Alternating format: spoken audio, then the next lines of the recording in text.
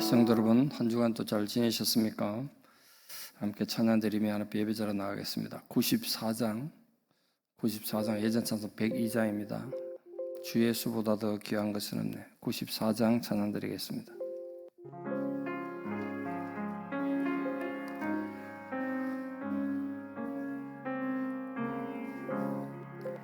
주 예수보다 더 귀한 것은 없네. 이 세상 부귀와 바꿀 수 없네. 영죽은 내 대신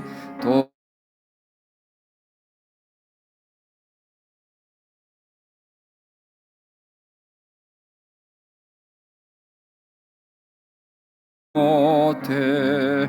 세상 잘고움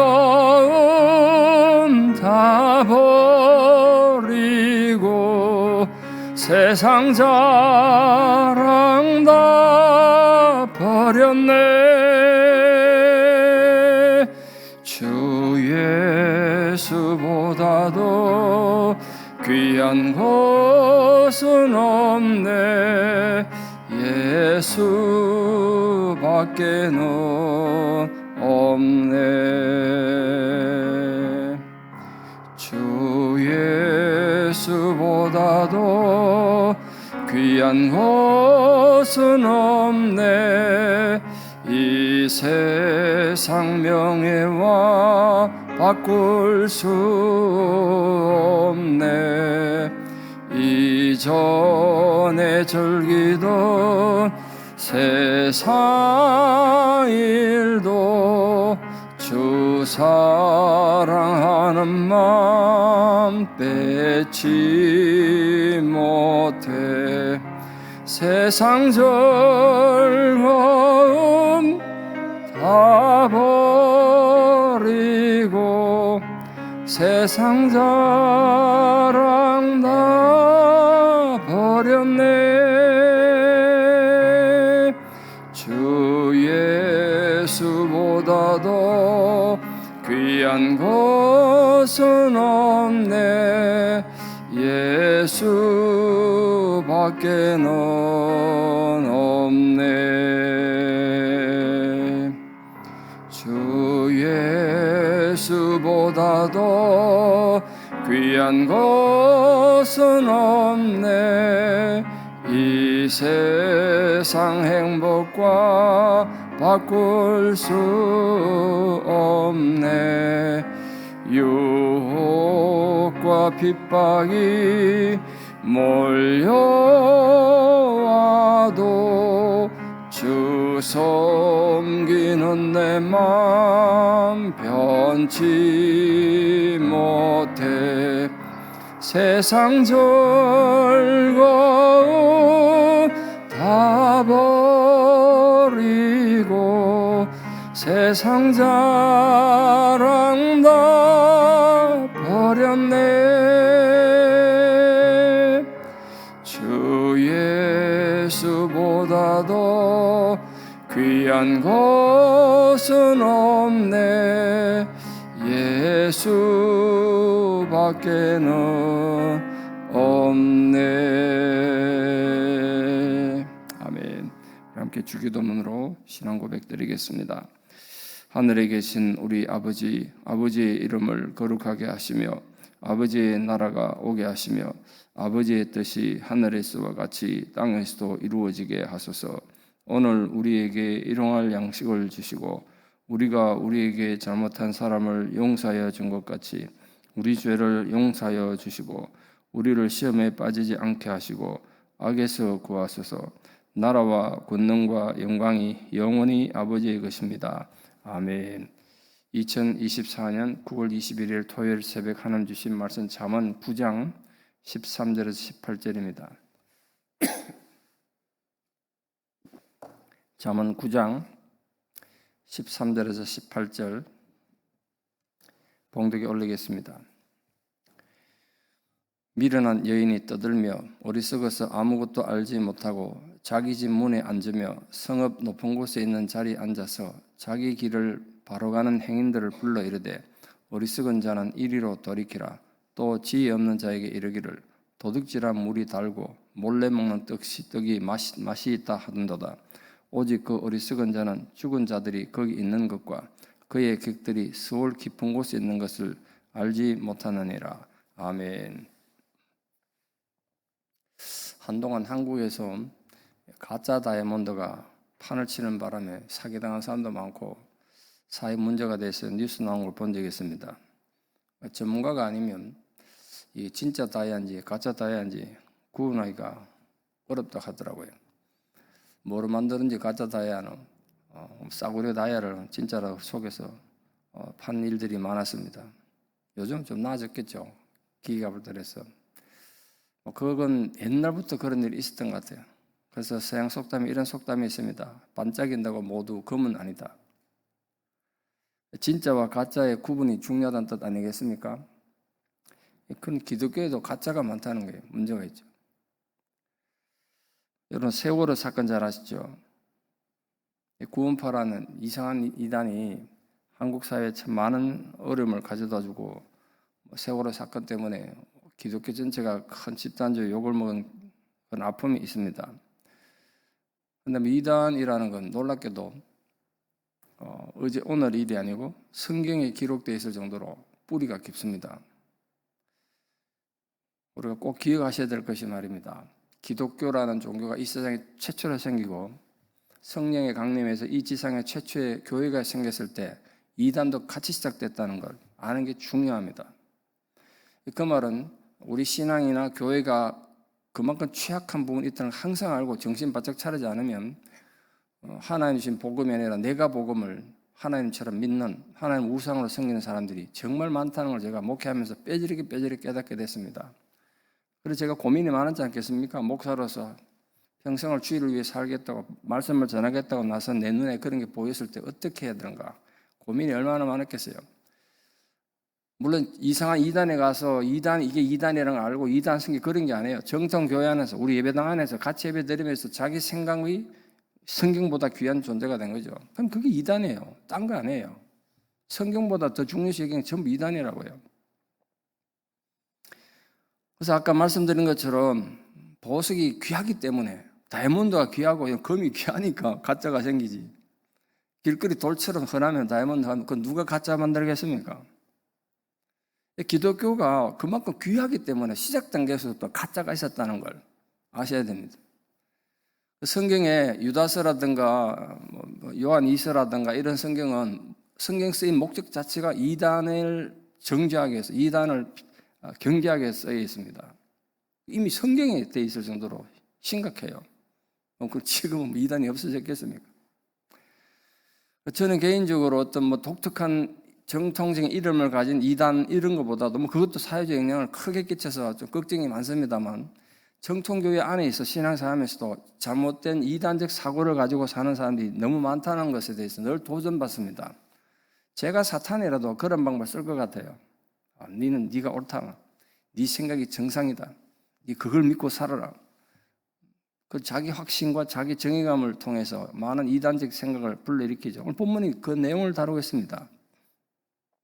한 여자의 어리석은 여자의 얘기가 아니고 그 여자를 통해서 진리를 가는 사람을 잡아다가 거짓으로 이끌게 하고 결국은 지옥 가게 하는 그런 내용이 본문의 한 부분의 축을 차지하고 있습니다. 하인리 벨이라는 2차 대전 이후의 작가로 유명한 사람인데 그래서 전후 작가라고 이름 붙이는데요. 그분이 쓴 글에 이렇게 있습니다. 나는 종종 내 자신이 그리스도인이 아니라 기독교 진영에 그냥 가입돼 있고 그리스도를 믿는 것이 아니라 내 신앙생활에는 우리 교회를 보니까 기독교를 변조해 나가는 느낌이 든다.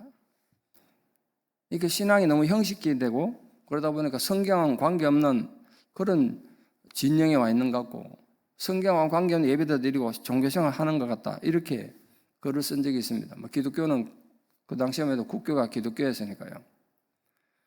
자칫하면 기독교가 자기 변명이나 자기 우상화하기 쉽다는 걸 그렇게 이 작가가 쓴 것 같습니다.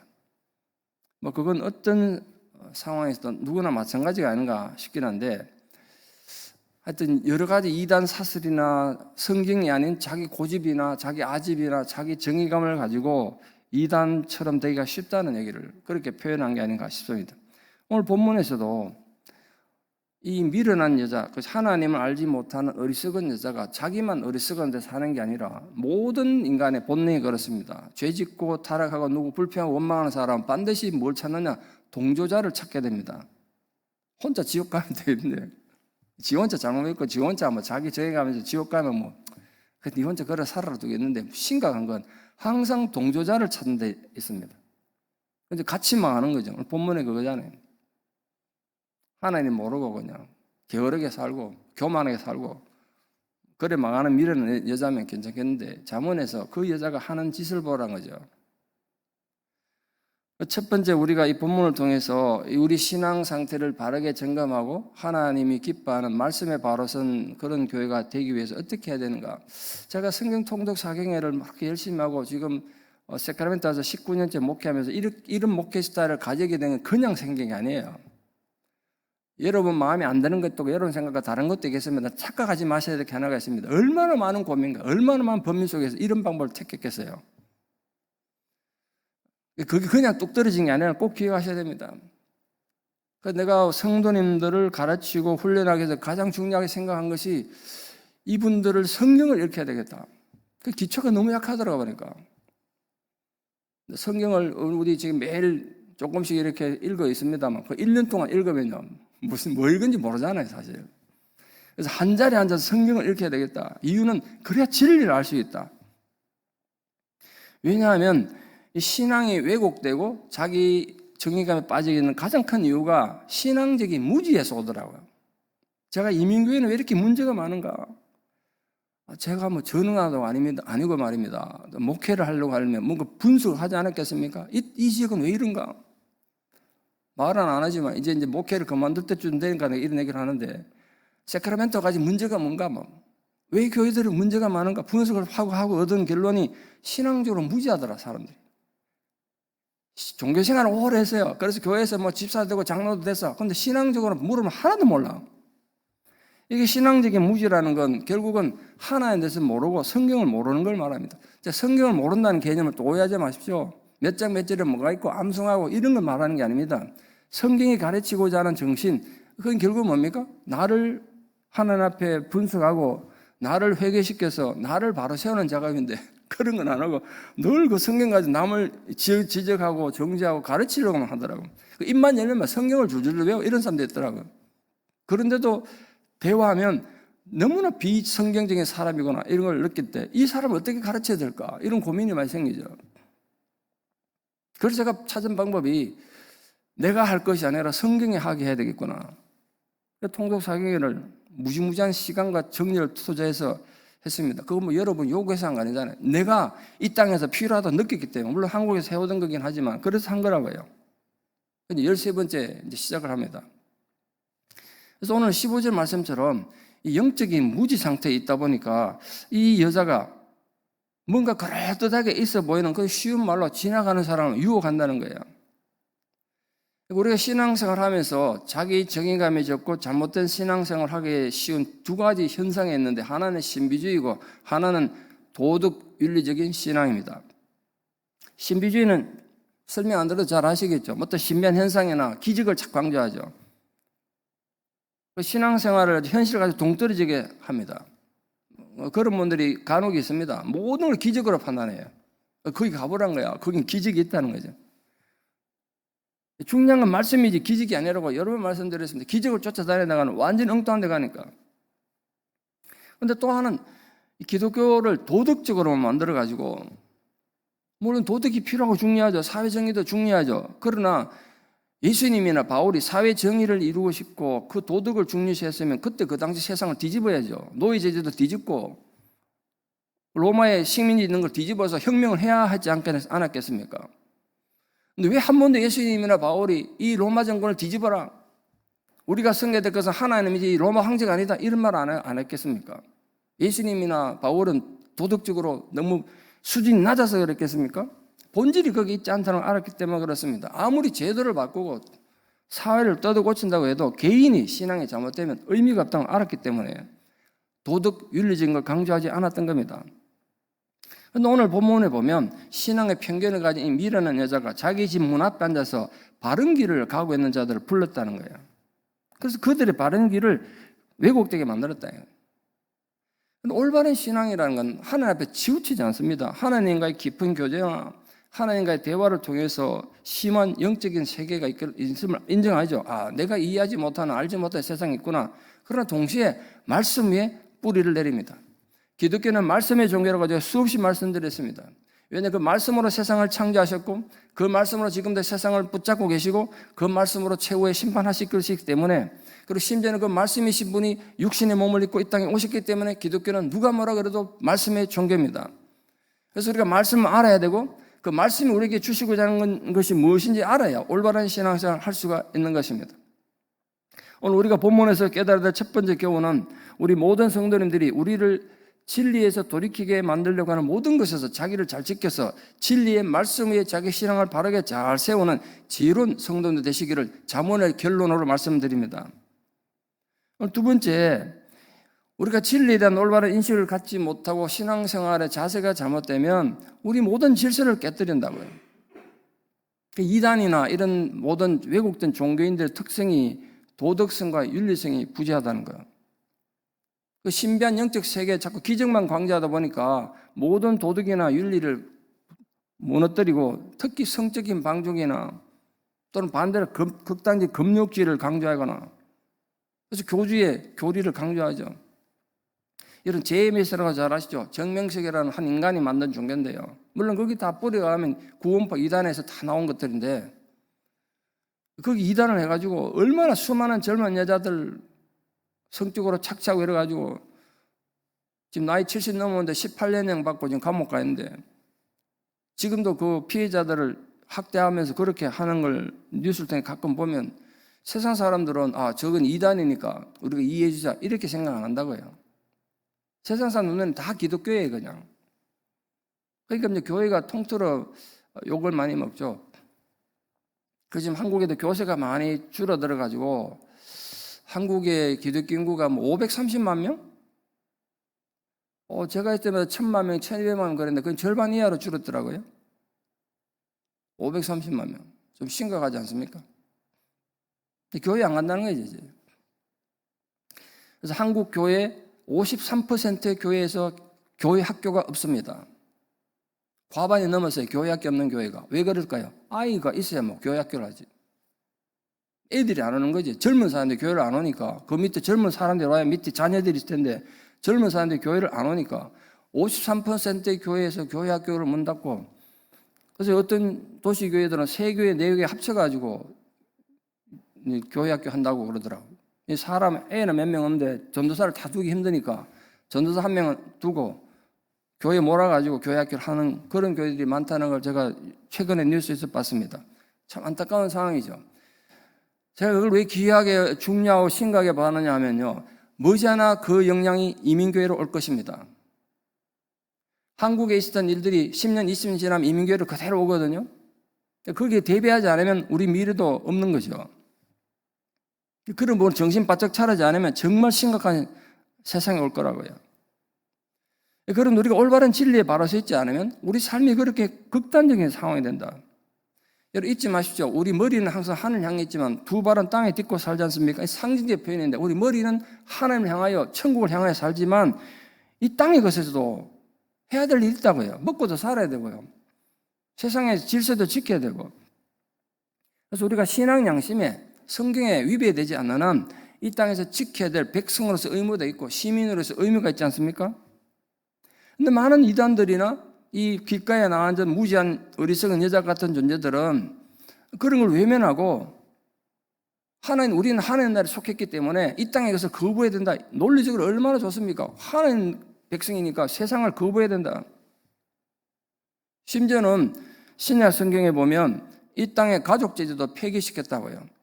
무슨 뜻이냐면 예수님이 비판하셨는데요. 내가 하나님께 드렸기 때문에 가족에게는 의무를 다하지 않아도 된다. 라가라는 제도가 있다는 거예요. 잘못된 제도를 했다. 예수님 비판할 정도예요. 아시다시피 예수님을 모함하기 위해서 이 땅에 지금 우리가 로마 식민지를 있는데 로마 정부가 황제에게 세금을 바치는 게 옳습니까? 이 질문을 어떻게 하냐에 따라서 양쪽이 다 걸리게 되는 겁니다.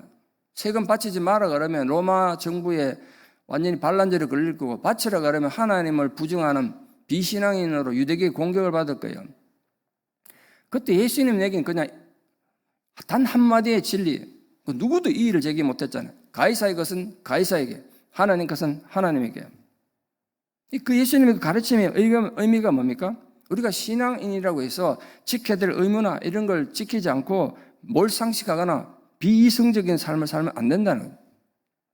그 은혜라는 이름으로 다른 사람들에게 부당하게 얘기하거나 자기 고집을 자꾸 내세우지 말아요. 이 바리새인들이 얼마나 예수님을 넘어뜨리려고 그런 말도 안 되는 걸 가지고 공격해 왔습니까? 성경에 기록된 게 100번이라 그랬잖아요. 근데 예수님 그걸 전부 다 말씀으로 다 이겨내셨어요. 부디 우리 성도님들이 신앙생활 하시면서 또 집에서 설교를 듣는 모든 분들도 마찬가지인데, 자기 고집, 자기 정의감을 제발 좀 버리셔서 여러분 마음에, 감정에, 이성에 말씀이 살아 움직이는 진리의 사람이 되지 않으면 우리 미래가 없습니다. 내 개인의 문제가 아니에요. 내 개인의 신앙이 바로 서지 않으면요, 옆에 있는 사람이 영향받을 것이고 우리 자식들이, 손주들이 영향받는다고요. 그래서 우리 교회도 지금 교회학교가 있습니다만, 우리 교회학교에 소속된 아이들의 그 어린 아이들 보면 참 귀엽기도 하고 소망이 생기죠. 근데 정말 중요한 그 아이들의 영적 교제고 신앙교육은 부모님 자신입니다. 부모님들이 집에서 보여주는 자세가 신앙적이지 않으면 아이들은 속지 않습니다. 부모님들이 신앙생활 보고 그들이 결정할 거라고요. 그래서 반드시 그걸 보여주셔야 돼요. 때로는 자식이 스승이에요, 우리가. 워즈웨드 시처럼 어린이는 어른의 아버지, 꼭 그 시를 들먹이지 않더라도 그런 모습 영적 스승이라고요. 결국은 내 모든 신앙 결정체가 거기서 드러날 확률이 많다. 항상 그렇다는 건 아니겠지만. 그래서 이 진리가 혼돈한 이 세상 속에서 우리가 정말 진리를 바로 살아가고, 오늘 이 잠언의 마지막 결론을 내리면서 하나님의 앞에 잠언의 삶을 살기 위해서는 어떻게 해야 되느냐? 올바른 선택을 가지고 하나님 앞에 질서를 깨뜨린 자가 되지 마라, 그겁니다. 또 마지막 세 번째 보니까 이단의 생각에 사로잡히게 되면 이 죽음에 대한, 사후세계에 대한, 그리고 심판에 대한 하나님의 마지막 경고에 대해서 부인하는 거예요. 18절 말씀 보십시오. 사람들을 소월의 문을, 지옥의 문으로 인도한다는 거예요. 이 기독교 역사에 있어서 많은 이단들이 이 지옥이라는 거, 하나님 심판이라는 걸 부정함으로써 사람들을 쾌락적으로 도덕적인 방종에 빠지거나 또는 극단적 금욕주의에 빠지거나, 둘 다 문제예요. 그렇게 만들었습니다. 이 도덕적 쾌락, 방종을 일으킨 게 이제 구원파 이단인데, 몸의 부활도 필요 없고 이 세상의 삶이 전부란 거예요. 심지어 지옥도 천국도 부정해요. 현재에서 복 받고 잘 사는 게 중요하다는 거예요. 그래서 어떤 죄를 지어도 상관없고 하나님의 심판이 없다고 생각하니까 또 그렇게 가르치죠. 이 땅에서 잘 먹고 잘 사는 게 최고 목적이에요. 근데 성경은 뭐라고 우리에게 가르쳐주고 있습니까? 예수님 뭐라고 말씀하셨습니까? 분명히 멸관이라는 것이 있고 하나님의 심판이라는 것도 있고 상급이 있다, 이렇게 말씀하셨습니다. 한 분이 아닙니다. 여러 번 말씀하셨어요. 성경을 자세히 읽어보시면 구약에서부터 내세대 있고 심판의 얘기가 있습니다만 신약에도 많죠. 근데 가장 많이 심판과 부활과 내세와 천국을 말씀하신 분은 예수님이시라는 걸 아는 게 정말 중요합니다. 많은 분들이 그걸 잘 모르세요. 예수님은 그냥 인간의 사랑만 하고 십자가 죽으시고 이것만 생각하는데, 심판에 대해서 가장 많이 말씀하신 분이 예수님이라는 걸 아는 데서부터 여러분 신앙이 새롭게 출발하기를 바랍니다. 이번에 다시 성경 통독 사경할 때 예수님 부분 읽을 때 잘 한번 읽어보세요. 정신 바짝 차리고 예수님이 도대체 뭐라고 말씀하셨는가 잘 듣고 한번 읽어 판단해 보세요. 우리가 성경을 판단할 건 아니지만 그걸 받아들여야 되지 않겠습니까? 예수님이 이렇게 말씀하셨다면 심각한 것이다. 저는 그걸 정말 심각하게 받아들였어요. 제가 지금도 기회가 안 나는데 몇 번 말씀드렸습니다만 적어도 제게는 그게 너무너무 심각한 문제여서 한 일주일 정도 학교만 갔다 오면 예배당 문 앞에 그 조그만 책상 갖다 놓고 무서워서 예배당 안에 있지도 못하고요. 우리 예배당 문 앞에 가로등이 있으니까 그 앞에 앉아가지고 밤새가지고 그냥 기도한 것도 아니고 철야도 아니고 그냥 밤새는 겁니다. 두려운 마음에. 예수님이 이렇게 심판을 말씀했는데 나는 그 심판에서 정말 어렵다고 인정받을 수 있는가? 자신이 없는 거예요, 내가. 그러니까 신앙에 대한, 구원에 대한 건 이해를 못하니까 자꾸 도덕적인 기준을 가지고 나를 판단하니까 희망이 없죠.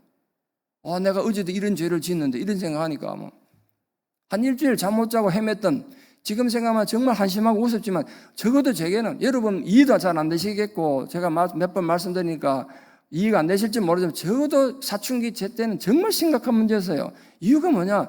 예수님이 말씀하셨기 때문에 제게 너무 심각하게 받아들였다고요. 하다못해 바울이 얘기했거나 베드로가 얘기했으면 예수님이 아니니까 이런 생각했는데, 제 눈으로 성경 읽으면서 예수님이 이런 말씀하셨다니, 어린 제게 너무너무 심각했어요. 그런데 많은 성도님들이 예수님에 대해서 오해를 많이 하시는 것 같아요. 근데 예수님은 원수를 사랑하고 우리가 모세도 사랑하는 것만 생각하지 얼마나 심각하게 심판을 강조하셨는지, 왜 그러셨겠습니까? 인생 똑바로 살라고 그런 것이겠죠. 이렇게 잘못된 자기 정의감과 자기 주장에 빠지지 말라고, 이후에 상급이 있고 심판이 있다, 함부로 살지 말라는 거 아닙니까? 예수님 가르침이. 지금은 마음대로 살아도 그날에 예수님 말씀하신 심판 때 낱낱이 드러날 것이다. 그럼 세상처럼 함부로 살 수 없는 거죠. 심지어는 몇 주 전에 설교드린 것처럼 내가 어제 친구한테 거짓말하거나 도둑질하거나 이 문제가 아니라 내 생각의 문제예요. 난 그게 너무 힘들었어요. 왜냐하면 저도 생각으로 수없이 많은 죄를 지니까, 생각으로 수없이 살인을 하니까, 예수님 가르침 따르면 이게 해결이 안 된 거죠. 이게. 그 죄책감이 너무 컸어요. 내가 내 생각 통제도 안 되고. 여러분, 자기 마음이 자기 생각에 통제가 됩니까? 생각은 지 맘대로 다니잖아. 그런데 예수님 가르침에 하면 그게 죄라는 거야. 그럼 나는 이 죄를 어떻게 해야 되냐? 그런데 심각한 마음이 없는 거죠. 그러니까 우리가 별 생각을 다 하는 게 앉아가지고 혼자서 별짓을 다 해요. 그게 죄인 줄도 모르고, 죄라는 인식이 없으니까. 그 말은 조금 더 깊이 들어가면 예수님 말씀에 대한 인정을 안 하는 거 아닙니까? 예수님이 이렇게 말씀하셨는데도 그것을 받아들이지 않는 거 아닙니까? 성경을 문자적으로 읽고 배웠는지 모르겠습니다만 정말 성경을, 예수님 가르침을 자기 양심 속에, 의식 속에 받아들이지 않은 거 아니냐고요? 그걸 정말 받아들인다면 얼마나 심각한 문제인데. 여러분, 다시 강조드립니다. 예수님은 우리 생각의 죄를 심각하게 다루셨어요. 마음속의 죄를 심각하게 다루셨다고요. 그러니까 우리 큰 소리 칠 사람이 누가 있겠어요? 아무도 없는 거예요. 저는 그저 의인은 없나니 하나도 없다, 다 치우쳐 죄인이고 악인이다, 이 말은 상징이고 인간이 나쁘다는 강조하는 말인 줄 알았지, 그게 진짜 의미가 있는 말인 걸 몰랐다고요. 모든 인간은 그러면서 죄인이에요. 마음으로 짓는 죄가 얼마나 많은데요. 우리 기독교 신앙은 이 땅에서 열심히 충실히 삶을 살아야 됩니다만, 정말 중요하고 정말 우리가 대비해야 될 것은 죽은 뒤의 문제 아니겠습니까? 아파트 살아가 새집 살아서 20년, 30년 사는 건 중요하죠. 차 한 대 잘 사면 10년이 편안하고 그렇지 않습니까? 냉장고 하나만 사도 10년이 바뀐다는데, 그런데 우리는 영혼을 지금 준비해야 돼. 영혼을 바꿀 수도 없고 물릴 수도 없는 그 영혼을 지금은 현실 삶에서 준비하는 거라고요. 그런데 우리가 이 하나님의 가르침을 무시한다면 그게 어떻게 올바른 신앙이라고 할 수 있고 미래를 준비하는 지혜로운 신앙이라고 할 수 있습니까? 앞으로 잠언을 때가 또 새벽에 한 번 더 토요일에 설교할 기회가 있긴 할 텐데, 어쨌든 지난 8개월의 잠언을 말씀드리면서 마지막 결론은 이겁니다. 여러분, 하나님의 말씀은 충만하고 그 자체가 온전한 것입니다. 우리는 예수님이 완벽한 하나님이시며 완벽한 인간이신 것을 또한 믿습니다. 또 그런 신앙의 내용을 우리가 알고 있고 성경을 통해서 알고 있음으로써 어느 한쪽에 치우치지 않는, 그 자기 고집에 치우치지 않는, 제발 부탁인데, 신앙을 한다는 자들이, 하나님 믿는 자들이 성경을 온데가 안 됐고 예수님 같이 온데가 안 됐고 자기 고집만 자꾸 내세워갖고 자기 생각만 자꾸 주장해서 이러자 저러자 하지 마세요. 그런다고 교회가 될 것도 아니고요. 왜냐하면 하나님 자신이 온화로우시고 온전하시고 조화롭기 때문에 모든 걸 주셨어요. 참으로 이 적그리스도가 또 온갖 잘못된 교훈들이 판을 치는 이 세상 속에서 어떻게 우리가 올바른 분별력을 가지고 하나님 백성으로 살아갈 수 있겠습니까? 제가 지난주에 설교 준비하다가 책에서 읽은 내용인데요. 미국 교회도 이런 게 있나? 뭐 어디까지 우관할지도 모르겠습니다만, 수천명 모인 어떤 교회에서 새로운 담임 목사님 부임했습니다. 설교하고 내려왔더니 어떤 나이다 어떤 그 권사님이 이제 그 성도님 와가지고 목사님 손을 탁 붙잡으면서 이렇게 말하더라고요. 목사님 설교는 은혜를 많이 받았습니다. 근데 앞으로 어떡합니까? 이 수천 명 마음을, 이 사람들 마음에 맞추고 분위기 맞추려면 얼마나 힘드세요? 이렇게 말하더라고요. 우리 구역장님들이 많이 저게 말씀하시는데, 자, 구역 식구들 몇 명 안 되는 그것 때문에 속 썩어 보니까 늘 생각하는 게, 목사님은 어떻게 사실까? 이 생각이 든대요. 지난주에도 어떤 구역장 그랬어요. 우리는 몇 명 안 되는 이것 때문에 속 썩는데, 목사님은 그 수백 명 어떻게 하시냐고. 근데 그때 그 목사님 이렇게 대답했다는 거예요. 다시 강단에서 올라가가지고, 여러분 수천 명인데, 내가 여러분 분위기 맞추고 마음 맞추고 내가 어떻게 이렇게 목회를 하겠습니까? 오늘부터 제가 목회하는데 이 담임 목사인 저의 영적인 권위를 순종하고 저를 따를 거면 내가 여기 있고 안 가면 갈 겁니다. 그럴 때 그 모든 성도들이 우리가 목사님께 순종하겠습니다. 그래서 목회를 했다는 거예요. 신지인지 모르겠습니다. 책에서 읽은 내용이라. 그게 제 마음이에요. 제가 수없이 말했잖아. 여러분 500명, 800명이 각자 한마디만 해보세요. 이론 똑같은 상황, 이론 500가지예요. 누구 걸 따라야 됩니까? 그런데 절대로 안 그런다 그랬잖아요. 많이 들으면 이런저런 얘기하지만 들을 만한 얘기 들은 거 하나도 없고 다 자기 주장이에요. 자기 정의감이에요. 어떤 사람 말들은 내가 말은 못하지만요, 그 사람 말대로 교회 그냥 말아먹는 거예요. 교회를 완전 망하게 하는 소진을 자기 정의감에서 사고 있다고 지금. 어리석은 거죠. 이게 무지하다고요. 오늘 무지한 여자가 한 짓을 한번 보십시오. 결론은 지옥이었어요. 서울로 가는 거예요. 사람들은 자기도 그러 가는 거죠. 진리의 말씀을 가지고 영성의 말씀을 가진 자답게 우리가 올바른 분별을 가지고 그러니까 충성되게 제가 그랬지 않습니까? 죽을 때까지 최선을 다해서 그냥 따라 없어져야지. 그냥. 죽음을 기다리지 말고 죽음을 해서 당당히 걸어가면서 할 수 있는 최선을 다함으로써 하나님 앞에 충성되고 진실된 성도 예수 제자로 살아가는 우리 교회와 성도는 되시기를 진심으로 축원합니다. 기도드리겠습니다. 아버지 하나님의 크신 은혜와 사랑하는 진실로 감사드립니다. 진리의 말씀으로 우리를 창조하시고 또 그 진리의 말씀으로 우리를 다스리시며 운행하시는 아버지 하나님의 은혜로 오늘도 우리가 하나님 백성으로 주님 앞에 머물러 있습니다. 오늘 주신 이 귀한 말씀을 통하여 우리가 다시 우리 자신을 돌아보며 우리가 참으로 회개하며 겸손하고 진실된 마음으로 주님 앞에 아뢰입니다. 아버지 하나님, 세상은 참으로 혼란스럽고 더더욱 진리가 찾아보기 힘든 그런 세상을 우리가 살아갑니다. 이 혼란한 세상 속에서 어떻게 우리가 올바른 신앙생활을 할 수 있는지, 어떻게 우리가 하나님 앞에 인정받는 신앙이 될 수 있는지 참으로 걱정스러울 때가 많습니다. 우리는 연약하고 무지한 자들입니다. 그러므로 그 무지함을 진리의 말씀으로 깨우쳐 주시고 그 말씀 가운데 우리가 바로 양육되고 세워지는 자들 되게 도와주시옵소서. 우리가 성경을 읽을 때마다 주일 예배 드릴 때마다 주님께서 주시는 말씀을 통하여 또는 기도를 통하여 어떤 과정을 통해서든지 하나님께서 우리에게 들려주시는 진리의 말씀을 잘 깨달아 무지함에서 벗어나서 진리를 알고 길을 알고 올바른 신앙생활을 하라 영위해 나가는 우리 모든 성도님 될 수 있도록 은혜 위에 은혜를 더하여 주시옵소서. 지금도 여러 가지 삶의 환난과 고난 가운데 있는 자들에게 하나님께서 위로해 주시고 그 고난과 절망이 우리를 괴롭히고 우리를 망하게 하는 것이 아니라 오히려 그 고난을 통하여 하나님의 살아계심과 하나님의 사랑과 진리를 깨닫게 되는 소중한 도구가 되게 하여 주시옵소서. 그래서 우리 모두가 고난당한 것이 내게 유익했노라, 내가 이로써 주의 율례와 법도를 배우게 되었다고 외칠 수 있는 위대한 승리자가 다 되게 도와주시옵소서. 우리가 비록 하나님 나라를 소망하고 예수 제자로 살고 하나님 백성으로 신앙하지만 두 발을 땅에 딛고 살아야 되는 존재들입니다. 그러므로 땅이 요구하는 많은 것들을 우리가 해야 하고 또 이 땅의 것들이 많이 필요합니다. 그래서 신앙은 언제나 도전을 받습니다. 그 모든 도전에서 우리 영혼과 육신을 지킬 수 있는 자들 되게 도와주시고 특별히 우리 마음으로 짓는 수많은 죄들이 있음을 고백합니다. 그러나 주님은 분명히 우리가 마음으로 짓는 그 죄도 분명히 죄라고 말씀하셨으므로 그 심각성을 깨닫고 우리가 하나님 앞에 그러므로 늘 겸손하고 늘 온전하고 충만한 그 말씀 가운데 살아가는 거룩한 백성들 되게 도와주시옵소서. 오늘도 말씀으로 양육하시며 새롭게 하시는 하나님의 능력이 모든 성도들 상황 가운데 주어지는 은혜가 있기를 간절히 기도드립니다. 특별히 사랑 자녀들에서 기도드립니다.